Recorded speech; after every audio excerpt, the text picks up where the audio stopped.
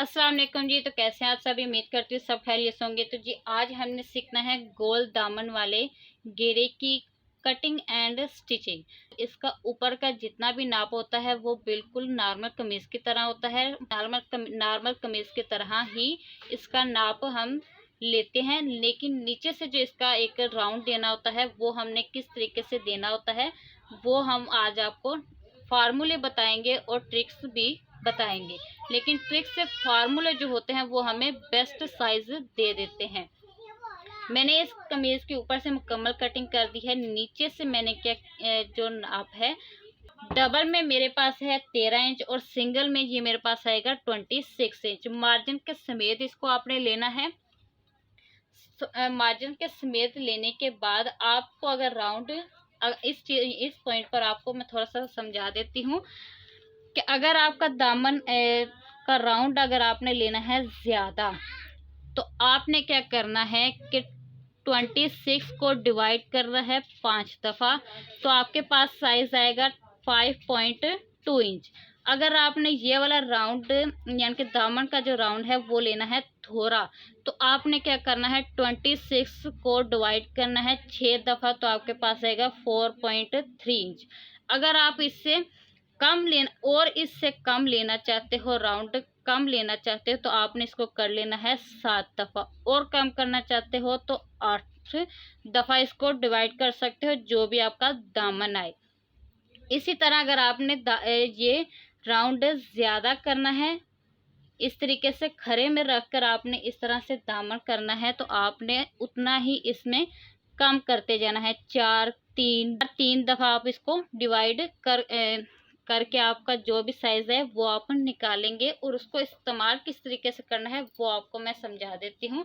मुझे इसको करना है, ये जो दामन रखना है वो रखना है यानी कि थोड़ा राउंड में लेना है, तो मेरे लिए 43 नाप जो है वो इनफ है। अब इसको इस्तेमाल किस तरीके से करना है वो आपको मैं थोड़ा सा गाइड, जो 43 का आपके पास नाप आया है उसको आपने इस्तेमाल किस तरीके से करना है, आपने यहाँ पर रखना है और ऊपर की तरफ 43 पर निशान लगाना है। यहाँ पर भी आपने 43 का 4.3 का निशान लगाना है, और इस जगह पर भी आपने 4.3 पर निशान लगाना है। इसके बाद आपने इसको बना लेना है इस तरीके से, इसको आपने डिब्बे की शेप में बंद कर लेना है। इसमें अब आपने क्या चीज़ करनी है कि इस पॉइंट से इस पॉइंट तक आपने करना है हाफ, इस तरह से इस पॉइंट पर आपने निशान लगाना है, और अब आपने यहाँ से गोलाई देनी है इस तरफ को, और यहाँ से गोलाई देनी है इस तरफ को।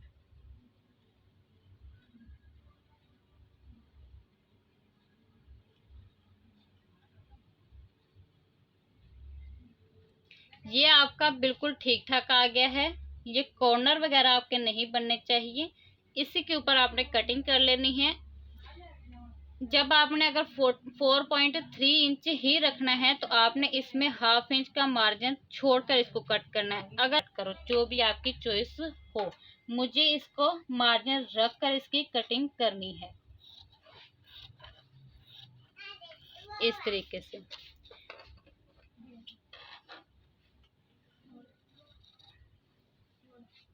ये इसकी आप ये मैं खोल कर दिखा देती हूँ। इस तरीके से ये देखें, नॉर्मल से इसका घेरा साइडों से गोलाई में आ गया है। तो अब हम इसको करते हैं स्टिचिंग। तो स्टिचिंग करते वक्त आपको सबसे पहले तो ये है कि आप अगर पट्टी लेकर अगर आप फोल्ड करना चाहते हो, यानी कि अलग से आप इसमें पलटा लगाना चाहते हो, तो आपने क्या करना है कि ओरेब में पट्टियाँ कट करनी है। ठीक है, ओरेब में पट्टियाँ कट करनी है तकरीबन इस राउंड तक, यानी कि इससे 2 इंच ऊपर और 2 इंच नीचे तक, इस तरह से आपने मेजर कर लेना है इस तरह से। और इतना कपड़ा आपके लिए ठीक ठाक है। यहाँ से आपने 2 इंच का कपड़ा स्ट्रेट में ऐसे कट कर लेना है, और जो बाकी का कपड़े हैं वो आपने सीधी पट्टियाँ कट करनी है। कट करने के बाद इन सब को ज्वाइंट कर लेना है, और इसी के ऊपर हाफ इंच का मार्जिन रखते हुए आपने लगा लेनी है, और उसको पलट कर आप तुरपाई भी कर सकते हो और सिलाई भी कर सकते हो। दूसरा तरीका ये है कि आप इसको ऊपर दामन हिप लाइन तक आपने अपनी कमर की सिलाई लगाने के बाद यहाँ पर आपने इस तरह से हाफ हाफ इंच का मार्जिन इस तरह दबाते हुए आपने सारे में सिलाई लगानी है। राउंड में भी इस तरह से सिलाई लगा लेनी है। लगाने के बाद आपने जब सिलाई लग जाएगी तो आपने दूसरी दफ़ा पलटी जो देनी है वो आपने इस तरीके से इसकी बारीक दे लेनी है। ठीक है, बारीक देकर इसके साथ आपने सारी इस कटिंग तरह से सारी साइड की जो स्टिचिंग कर स्टिचिंग लेनी है है। वो मैंने कमर की जो सिलाइयाँ हैं वो दोनों ही लगा ली हैं। अब हमने नीचे दामन की सिलाई लगानी है। इस तरह से खोलेंगे और एक पल्ला नीचे से साइड पे कर देंगे और जो हमारी स्टिच है वहाँ तक हमने हाफ इंच का मार्जिन इस तरह से फोल्ड करना है। ठीक है, ये जो सिलाई है हमारी इसके ऊपर हाफ इंच का मार्जिन हमने इस तरह से फोल्ड कर लेना है। फोल्ड करने के बाद इस तरह से सारे में हमने स्टिच लगानी है।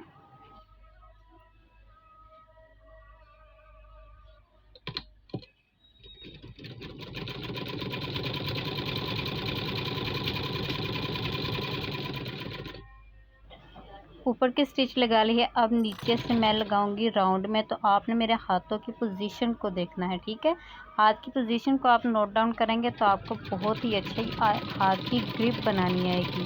तो आपने सिर्फ हाथों को गौर रखना है कि हाथ मेरे किस पॉइंट पर हैं। इस तरह से हाफ इंच का मार्जिन मैंने रखा है और एक बूट यानी कि जो बूट हमारा है उसका एक वाली साइड का मैंने यानी कि मार्जिन रख कर उतनी मैंने सिलाई लगाई है। ठीक है, ये सिलाई लगाना लाजमी है और इसकी ग्रिप जो आगे दामन में आगे आएगी वो आपको यानी कि फिनिशिंग जो आएगी वो आपको आगे पता लगेगी। इस तरह से आपने सारे में छोटे छोटे से हाथ को प्रेस देते हुए आपने सिलाई लगानी है इस तरह से। ठीक है, दो फिंगर को हाथ की मदद से हाफ इंच का मार्जिन नज़र से देखेंगे। आप नाप कर भी हाफ इंच रख सकते हो या वैसे भी इस तरह से हाफ इंच का मार्जिन दबाते जाएंगे और एक बूट का मार्जिन छोड़कर सिलाई को लगाते जाएंगे और इस तरह से हमारा मुकम्मल जो राउंड है वो हो जाएगा। और बाकी स्टिच जो है हमारी वो सिंपल वैसे ही लगेगी, लेकिन वहाँ पर भी हमें एक बूट का ही मार्जिन रखकर स्टिच करना है। ये हमारा दामन है, दामन में कोई खिंचाव नहीं देना। खिंचाव के बगैर ही हमने सारे दामन को स्टिच करना होता है और रेब में काम करना होता है, इसलिए बगैर किसी खिंचावट के सिलाई लगानी होती है। इसी तरह हमने अब दूसरा भी राउंड को इसी तरह स्टिच करना है बगैर किसी खिंचाव के और हाथ की ग्रिप से।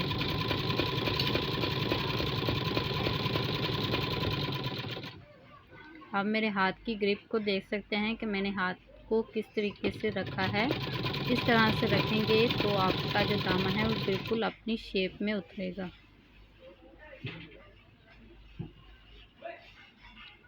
कुछ चीज़ें सीखने से आती हैं और कुछ चीज़ें देखने से ज़्यादा समझ आ जाती है, तो इसलिए मैं आपको कह रही हूँ कि यहाँ पर आपने खुद ही अच्छे से देखना है और समझना है कि किस तरीके से चीज़ को किया गया है।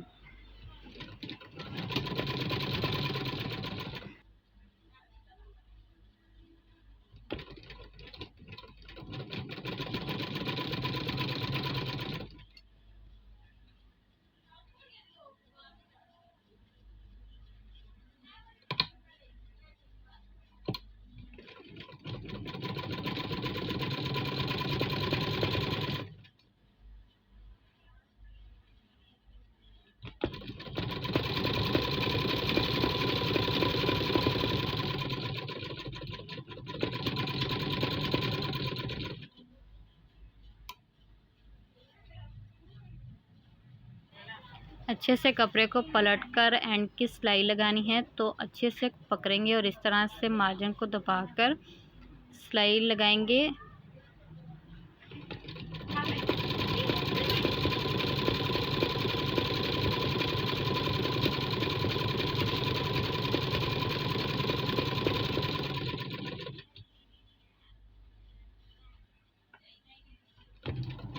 इस तरह से स्टिच करके हम लोगों ने बाहर निकाल देना है। और इसी तरह मैंने दूसरे वाला दामन भी स्टिच कर लेना है एक पलटी देकर। इस तरह से प्रेस करके अच्छे से ये आप देख सकते हो कि इस तरह से हमारा राउंड तैयार हो जाएगा। अगर यहाँ पर आपका राउंड ठीक नहीं है तो आप इसको कट करके उधेड़ कर दोबारा से ठीक कर सकते हो, लेकिन अगर दोबारा स्टिच लग जाती है तो आपका उधेड़ना मुश्किल हो जाता है क्योंकि डबल सिलाई हो जाती है। तो इसलिए आपने इस पोजीशन पर एक दफ़ा अपने दामन को चेक लाजमी कर लेना है। यहाँ पर अब आपने जितना पलटी देना है उतनी पलटी देकर आपने पॉइंट की सिलाई लगानी है, ठीक है।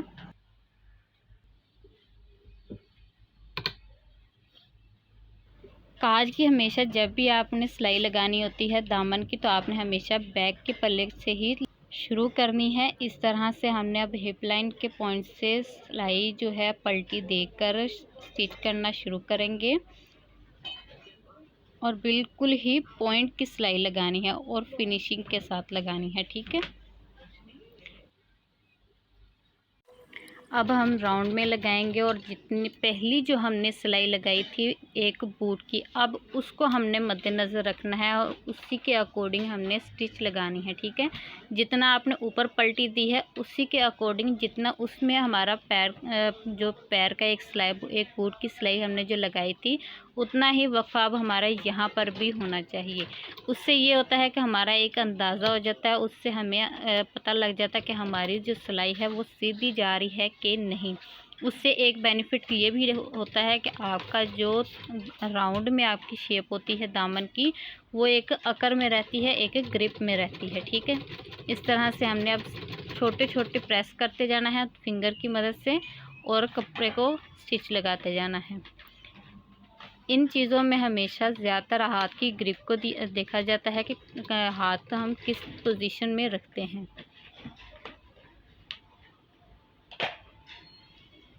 इस तरह छोटा छोटा सा प्रेस करना है, प्रेस करके उसमें स्टिच लगाते जाना है।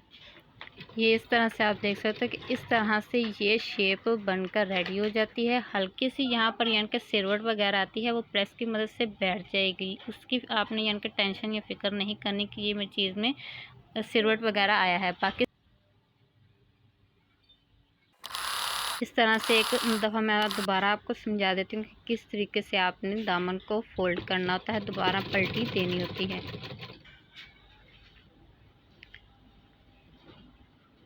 जो आपकी बूट की सिलाई पहले लगाई थी उसी को मद्देनज़र रखना होता है और उसी से हमें पता लगता है कि हमारी स्टिच सीधी जा रही है कि नहीं, हमारी पलटी में ज़्यादा मार्जिन आ रहा है कि कम मार्जिन आ रहा है।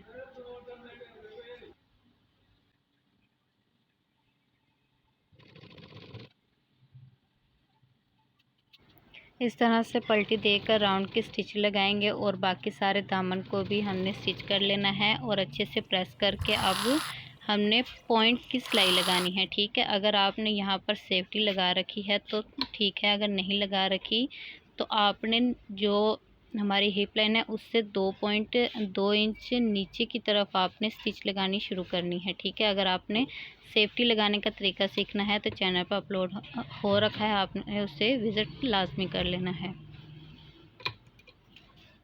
और बिल्कुल ही पॉइंट की हमने स्टिच लगानी है और राउंड पर किस तरह से लगानी है वो आगे आपको सिखा देती हूँ।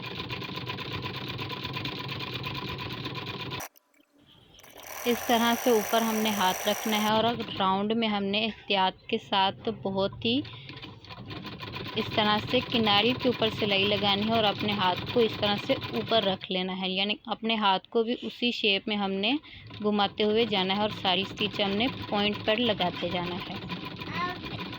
और इसी तरह हमने सारे पॉइंट पर स्टिच लगा लेनी है। दोबारा से देख सकते हो कि इस तरह से बिल्कुल ही अपने हाथ को भी उसी शेप में हमने घुमाते हुए स्टिच मुकम्मल करनी है, ठीक है। इस तरह से सारी सिलाई लगाएंगे और प्रेस करके फाइनल लुक आपको दिखाती है। ये है जिसकी फाइनल लुक। इस तरह से बहुत ही फिनिशिंग के साथ हमने इस दामन को तैयार कर लिया है। एक जैसी पलटी बैक की तरफ हमारी है और ऊपर की तरफ हमने इसको हरियाणा कमीज़ बनाई है, थोड़ी लॉन्ग लेंथ है इसकी। ये इसका प्लेट है। इंशाल्लाह इसकी भी नेक्स्ट जल्द ही हम वीडियो लेकर आएंगे, लेकिन आज हमने गोल दामन की स्टिचिंग सीखी है बहुत ही इजी मेथड में। अगर आपको पसंद आई तो लाइक कीजिएगा, शेयर कीजिएगा।